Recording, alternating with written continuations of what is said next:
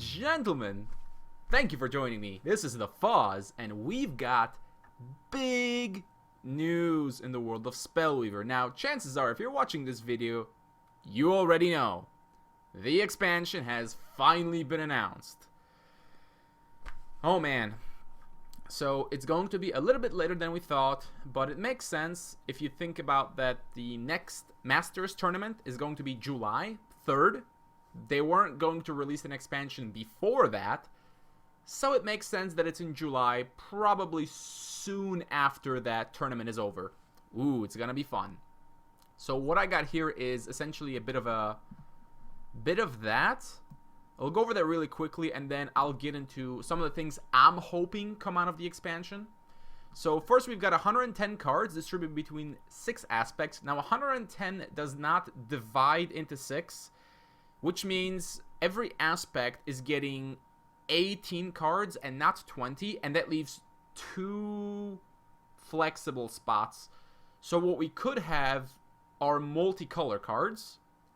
And if it's only 2, then we could probably expect something like a white, blue, green card and a corresponding black, red, purple card. That would be sick. I'd love to see what kind of badass legendaries those would be. The other is just aspect-less cards. Cards with no aspect at all. That would also be cool. I think the first option is more likely. Whatever. Moving on, we've got 3 new mechanics. So probably things along the lines of deadly, ranged, etc. We're hoping those are really cool. Then we've got 6 new hero skills, obtainable through a shrine. So basically 6 more skill shrines. That's always good. Skill shrines are fun. New creature types. I'm not sure if that's even going to be relevant unless there's some synergy between them, because we have a lot of creature types in the game that don't do anything, like mage, human, assassin, mercenary, completely meaningless. Unless they mean like artifact creatures or spell creatures or something. I don't know. We'll have to see. What else? And a big surprise nobody expects. I don't know. Maybe they're gonna... I don't know. They're gonna let me have all the cards? No, that's not much. That's not really anything interesting. So, I don't know. We'll have to see what that is. Besides that, now, the more interesting thing, and that's what I've been waiting for, and along with all the other content makers for Spellweaver, sneak peeks. Oh, yeah. So, here's the deal. We're going to get secret card releases starting June 21st, which is in, what, a week and a half? 3 or more secret cards will be introduced each Tuesday. They will be added to all the packs, but you won't be able to craft them, and they will not be available in tournament and ranked play for a week. But that means they're available in friendly. Oh yeah, we're basically getting 3 new cards in a couple days. I don't care that it's not available in ranked. Who cares about ranked? Although, I'm not sure if this means will it be available in trials. I don't know. Anyways, the point is, as soon as I know about these cards, you will know about these cards, because myself, Jodo, Bolter, and Peacekeeper will all tell you about them. You can be sure of that. So what I'm looking forward to is, I'm sure at the end of all this, all 4 of us will have reviewed everything, and we'll see who was the most right and who was the most wrong. We'll see who has the biggest gaffes on some of the cards, like saying, oh, this card's gonna be awesome, and then it's trash. And then some of us saying, oh yeah, this card is gonna suck, and then it's gonna like be amazing, and we're all gonna look like idiots at the end of all this. I'm looking forward to that, because that's gonna be good times.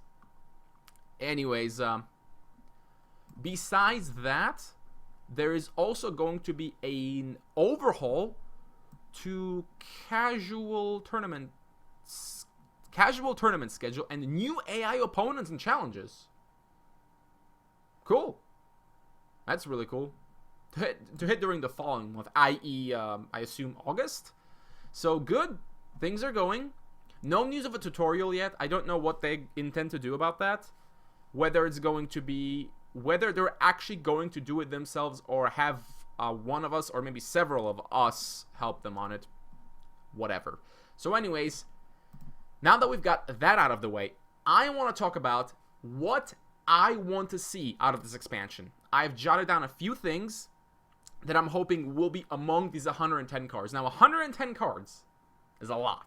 right? Our current pool is 180 cards. 192 if you consider skill shrines to be actual cards, which is probably fair. So you could say we have 192 cards. We're getting 110 in addition to that. That's a lot. That's a lot. So it's going to make trials a lot better because you have a much larger pool of cards to choose from. And of course, depending on how awesome these cards are. And they're going to be awesome because, as I've been told, for every 2 bad cards that the devs make, they make 20 awesome ones. So we might get a couple bummers, but that means we're going to get a couple really awesome cards. So not to worry about that. First things first. I got a little list here. Card draw. Now, we have card draw in the game. Unfortunately, most of it is in Wisdom. That means if you want some card draw, you just splash Wisdom. In fact, you could in theory pick any deck, put in 4 Library Guards and 4 Ancient Wisdoms into it, maybe 4 Protectors, and you're good, right?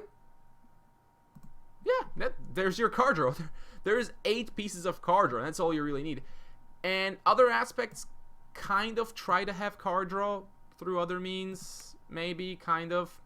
Like, I'll give you an example of a card that tries to be card draw, like Unbreakable Spirit. The problem is your opponent controls when you draw the cards, so not reliable in any way whatsoever. Corruption tries this with Tombs, which is not too bad, honestly. I think it's fine. But what a lot of decks just struggle with is sustainability. That is, being able to get more cards into your hand to keep going. Considering how many big removal cards we have, like things like Cataclysm sweeping your board, Karthus killing your stuff, you sometimes need a way to come back, and card draw is how you do it. It's no coincidence that decks like Casual Dares, Vamp Lamp, and hell, even Kayano Blue all have a blue core for that card draw, because it's always good. Every deck can benefit by adding card draw to it. That's why Wisdom has always been known as the support color, because they have, well, all the good support stuff, like card draw and ramp. So I'm hoping we give more ways for aspects to have a way to generate cards or value without having to always rely on blue. Yeah. Anyways, moving on. Cheap blockers. Now, we have a lot of 1-drops. Unfortunately, most of them are annoying as hell, because most of them hit your face for a lot of damage, like Zombie Legionnaire. We have 1-drop that is not a in-your-face kind of card. Well, okay, maybe you could say Charged Orite isn't one. But what I'm talking about is Relic Guard. Relic Guard is a cool card. It's got 3 health and 3 speed. It's really tough, but it can't attack, and it doesn't do damage. It's a great card for just stopping, like, aggressive plays. We need more cards like this. More so that, you know, you don't have to rely on Mutant and Harpy to clean up the annoying-ass aggression and then pray until Cataclysm comes along. Just give us things to put on the board to oppose, you know, goblins, zombies, and all this other crap. That way, you could still play small stuff, but that serves the purpose of protecting you while you transition to the more interesting, bigger cards. So that is what I'd like to see. Next up, I'm going to be looking over at my list here. Oh, yeah, got it. More support stuff. Now, what I mean about support is cards with the support tag that do stuff from the support and interact with the support row in some ways. We have a few cards like that, and, you know, they're pretty cool. Like, let's swing over to one. Foundry Engineers is a perfect example of that. Pretty harmless, but if it stays on the support row for too long, you're suddenly going to be dealing with a lot of golems. And that's cool. I like these kinds of cards. What I'd like to see, though, is cards on the support row that directly help your cards on the front row. Like, you know, let's say if this card is on the support row, you pick another creature and it gets like +1/+1 or something, or it gets a might counter, or just cool stuff like that, so that the support starts to play a bigger role in combat. With that in mind, we also need more ways to deal with the support. Right now, there's exactly 1 card in the game that allows you to attack support row. And it doesn't even do that. It just kind of cheats and pretends. The Grappling Hook. Awesome card. Really love it. Pulling stuff from the back is hilariously annoying. Unfortunately, it's the only card that does that. We don't have any other ways to, I mean, other than just straight up removal. But I don't think removal should be the only way you deal with back row. If your opponent's got annoying-ass flesh sculptors in the back, you should have more options of killing those bastards than just, I don't know, assassinate. So I'm hoping we get something like that. Next up, more stat lines. Now, what I mean by stat lines is stat line distributions of cards like this one. There is a certain issue with Spellweaver, and that is that certain stat lines are ridiculously common. Let me show you what I mean. Like this guy is a 2/2. You will find there's a lot of 2/2s in the game. There's also a lot of 2/3s in the game, or like 2/1s. And those are the most common stats. That's a bit boring. There are some other ones, but unfortunately they're either really bad, like 3/2, or they're put on unplayable cards, like, say, Zombie Giant. 4/5. I like that. It's 4 mana, 1 aspect. The worst stat line in the worst, I shouldn't say stat line, the worst cost line in the game, if you will. Unplayable. So I'm hoping we get things like, you know, 1/4s, 1/5s, 2/6s, other things like that. Or even like a 5/2. Something cool. Something to kind of shake things up a little bit. We have way too many things that die to exactly Fireball and Fire Blast. And way too things die to Assassinate. Like, what? 4/5 of all creatures? Maybe less than that, but you get the idea. With that in mind, maybe we need more vanilla creatures like Zombie Giant, Bedeviled Fiend. They have no effects, but they're big bodies. I'd like to see more cards like this. Now, yes, Bedeviled Fiend is the closest thing we have that's like a big body vanilla creature. You know, it's a 5/3, you know, no effect, but it's got the right cost. It's none of that crappy 4 mana, 1 aspect. And the only problem really is that it has 3 health, so it still dies to a Fireball, which sucks, unfortunately. So it's not any more threatening than a Library Guards or a Harpy. It's actually a lot less threatening than both of those, because it has no other effect. Now, if this card was 5/4, that would be a little scary. I'm not gonna lie. That might be a little bit too scary. But I want to see more things that challenge the current meta, challenge the current removal, and forces us to rethink what a good creature is. So I hope we see a lot more of that. Next up, speaking of new mechanics, there's one mechanic I'd like to see in the game, and that's Taunt. Now, Taunt is a mechanic from Hearthstone that forces you to attack taunt creatures before you can attack anything else. Now, in Spellweaver, that's not exactly going to work, because there's only one combat phase, and if you had to attack the one creature with everything, that would be insane. That would make Taunt completely overpowered. What would be nice is something like, if this creature has Taunt, or whatever, Defender, Protector, whatever keyword you want, it has to be attacked before, you know, anything else. So your opponent has to send at least one creature at it. So probably we could see something like, you know, something like a Zombie Giant with that trait, where it's like a maybe 2/5, 2/6, but it has to be attacked. So your opponent has to, like, sack one creature if he doesn't want to actually kill it. This would help protect the hero from attacks in a way that's not just removing enemy creatures. So that is something I'd like to see. I'm still not sure exactly how it would work, but I think the idea of that your opponent has to attack it at least once should be okay. But I'm sure that the devs will come with something really awesome. Next up, cheaper board clears. I think if the Hate Bear deck has done anything for us, hang on, let me pull up this abomination. Okay, I'm maybe overreacting a little. This deck, if there's anything that this deck has taught me, is that the game desperately needs more board clears that are not 5 mana. See, right now, the only real enemy of a deck like Hate Bears is Cataclysm, right? Because it just wipes their board. But what if you don't run Dominion? How do you deal with a board of like 6 creatures when they go off with a hero power and they have like 6 creatures? What exactly are you supposed to do? What other board clears do we even have? Rage is the only other aspect that has anything even resembling a board clear. You've got, okay, Advanced Zash. That's a legitimate board clear. It's hero power, but still.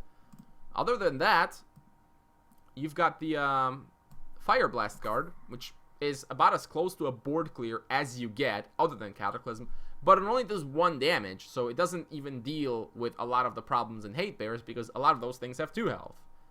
And the only other card, which is not really exactly a board clear, is this, the Unstable Reactor, where once it loads up to 5, or whatever, 6, it sweeps the board for 2 damage. The problem with this one is it's a bit slow. If you play it, it doesn't do anything. And then if you give your opponent another turn or 2, he'll probably just kill you.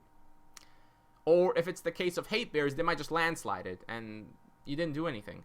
So we need more cards, not very many, just a few cards, like 2 or 3 cards spread among the aspects that help them deal with a board of crappy creatures, like a lot of crap on the board, just something to deal with it. You shouldn't be able to deal with a board of big creatures, but if there's a bunch of 1/1s and 2/1s, you should have options for what to do about it. We do not have that in the game, and that's why Hate Bears has become such a good deck, because it's hard to counter it. We just don't have the resources for it. Reactor is too slow, Fire Blast might not always work, Cataclysm is the only really good card against them, but, it's only 1 card, and it costs 5 mana. They can do a lot before then, and because of the hero power, if you Cataclysm, they just repopulate the board again anyways. So, something like deal 2 damage to everything for, I don't know, 3 mana, 2 aspects. Maybe that's too good, because Fire Blast is 3 damage and 1 to everything. I don't know. Maybe put a 1 weakness emblem on everything. That could be a good corruption board clear, because while it might not kill everything, it'll weaken everything by a lot, so that you just take so much less damage from it. That might be interesting. Good combo with Zierra as well. Play that, and then Zierra, whoosh, clear their board. If only Zierra wasn't so terrible, right? Yeah, I know the feeling. The only other thing I have written down is, while we're on the subject of board clears, I would like to see more cards that are the opposite of board clears, that generate value, like Restless Tombs, which generates zombies, like the Foundry Engineer, which generates golems. Something like that. We have a lot of these things, like hero powers and spells that clear the board, or just straight up remove things, but we don't have anything that creates the value in return. Something like Advanced Zash's 3 damage hero power, being able to clear every 3 turns, it's a bit rough when you don't have any way to oppose it with mechanics that would try to repopulate the board somewhat.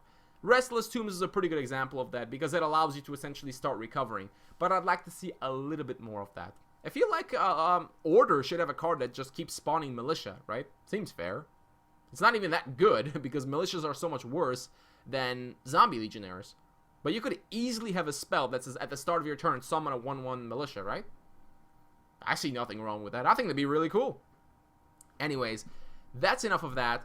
That was my little, well, I'm not going to say rant. My wish list, if you will, for what I want this expansion to bring. And I mean, with 110 cards, it's going to probably bring everything I asked for and more. In any case, you can expect to see the videos for these new cards. Tuesdays when the cards get into the game. Tuesday is when you'll see the videos, because we're going to get right on it. New cards is one of the biggest things that we as video makers want to see, because they're the most exciting things. They open up opportunities for new deck ideas, new standards, new metas. And if you think about what the developers have been able to do up until this point, with even just buffing a few cards here and there, doing that has often just created new metas, just buffing 5 or 6 cards. We're talking about adding 110 cards. The entire game will change. I can't even begin to predict what's going to be good, because they could suddenly give Order something overpowered that makes Mono Order amazing. Hey, that'd be cool. But no matter what happens, stay tuned. You'll be informed very briefly about what happens. Now, one last bit of advice. These new cards are going to be added to the current set, which means if you have any packs unopened, do not open them yet. Wait for the cards to come into the game. Then when you open these packs, you'll be able to just get the new cards in addition to the old cards. You'll be able to populate your collection a lot better. For those of you who have the full collection or close to the full collection, and want to get these cards ASAP, which is probably what I'm gonna do, is there is something, the premium packs. This is what you want to go for, because it'll give you cards you don't have. And so if you have a full collection, the only thing you don't have are the cards they added. So I don't know exactly how it works. Like, will you get 4 of the same common? If one of the 3 cards is added that is common, I guess you would get like all 4 immediately, right? And probably 2 commons, most likely. So I don't know how many premium packs you would need if you just want to see the 3 new cards, but I imagine not very many. Any case, it's been fun speculating here, talking about everything. But thanks for stopping by. I'll see you guys next time, probably in a Is It OP video. And I cannot wait to see what craziness our developers have come up with. Now, I expect these first 3 cards to be somewhat mild, but there's probably going to be something fun there. So until then, stay awesome, and I'll see you next time.